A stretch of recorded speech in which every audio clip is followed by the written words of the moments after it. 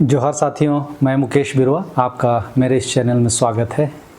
आजकल फांसीवादी शब्द राजनीतिक बहसों में बहुत आसानी से इस्तेमाल हो जाता है, लेकिन क्या हर मजबूत सरकार फांसीवादी होती है? क्या हर राष्ट्रवादी विचारधारा फांसीवादी है? क्या हर लोकप्रिय नेता तानाशाह है? इतिहासकार कहते हैं नहीं।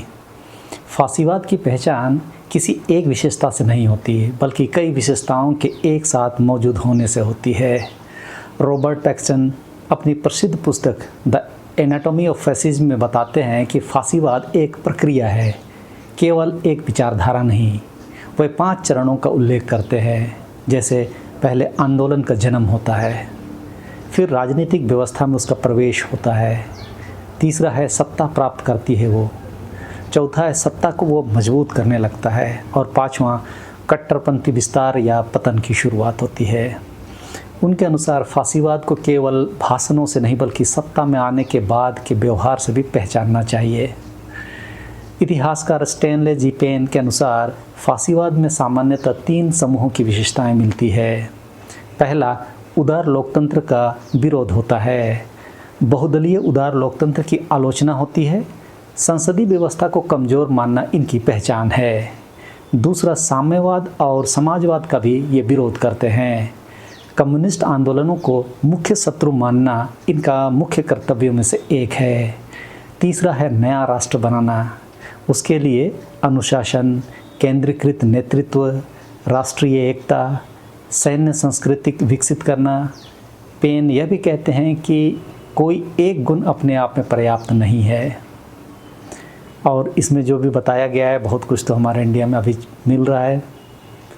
इतिहासकार एमिलो जेंटाइल ने एक महत्वपूर्ण अवधारणा दी, सेक्रलाइजेशन ऑफ पॉलिटिक्स, अर्थात राजनीति का पवित्रीकरण। इसका अर्थ क्या है?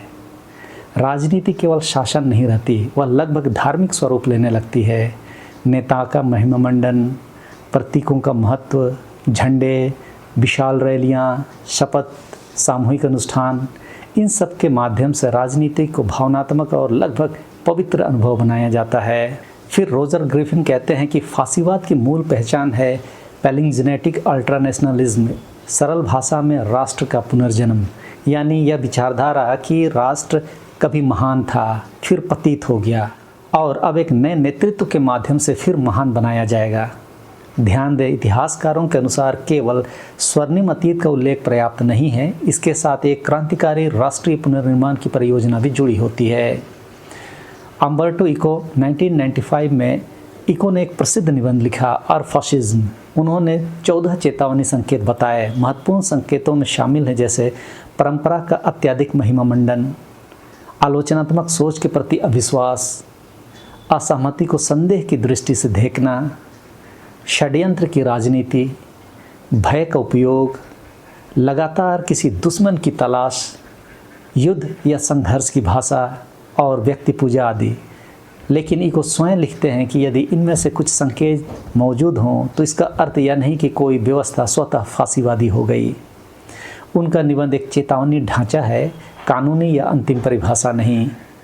तो क्या केवल राष्ट्रवाद का मतलब फांसीवाद हुआ? नहीं, यह सबसे बड़ी गलतफहमी है। राजनीतिक विज्ञान में देशभक्ति, राष्ट्रवाद, उग्र राष्ट्रवाद और फांसीवाद, ये 4 अलग अलग अवधारणाएं हैं। किसी देश से प्रेम करना या उसकी संस्कृति पर गर्व करना अपने आप में फांसीवादी नहीं है। तो क्या केवल एक लोकप्रिय नेता का होना फांसीवाद है? नहीं, कई लोकतांत्रिक देशों में लोकप्रिय नेता होते हैं।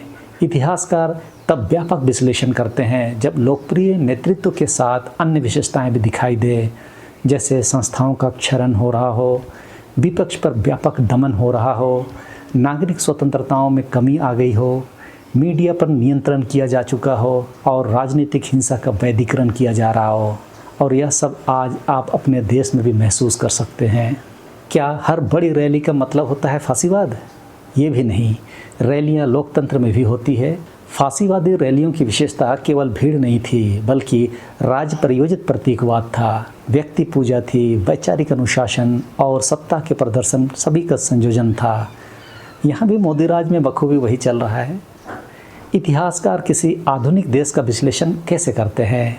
वे सामान्यतः ऐसे प्रश्न पूछते हैं जैसे कि क्या स्वतंत्र और प्रतिस्पर्धी चुनाव होते हैं, क्या विपक्ष कानूनी रूप से काम कर सकता है, क्या स्वतंत्र न्यायपालिका कार्य कर रही है, क्या मीडिया के अनेक स्वतंत्र स्रोत मौजूद हैं, क्या नागरिक सरकार की आलोचना कर सकते हैं, क्या सत्ता का शांतिपूर्ण परिवर्तन संभव है, क्या नागरिक अधिकार कानून द्वारा सुरक्षित है। इन प्रश्नों के उत्तरों का मूल्यांकन साक्ष्यों के आधार पर किया जाता है, न कि केवल राजनीतिक नारों के आधार पर।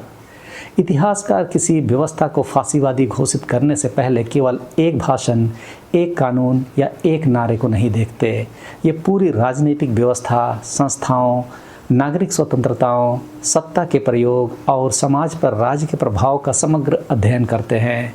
इसलिए फांसीवादी शब्द का उपयोग इतिहास और राजनीतिक विज्ञान में सावधानी से किया जाता है। अगले अध्याय में हम एक कठिन लेकिन महत्वपूर्ण प्रश्न पर आएंगे। क्या आधुनिक लोकतंत्रों में से कुछ ऐसे संकेत दिखाई दे सकते हैं जिन्हें कुछ विद्वान फांसीवाद से जोड़ते हैं?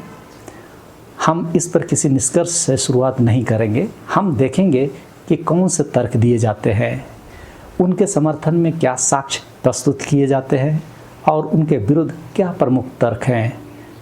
यही तरीका शोध आधारित और बौद्धिक रूप से ईमानदार विश्लेषण का आधार है।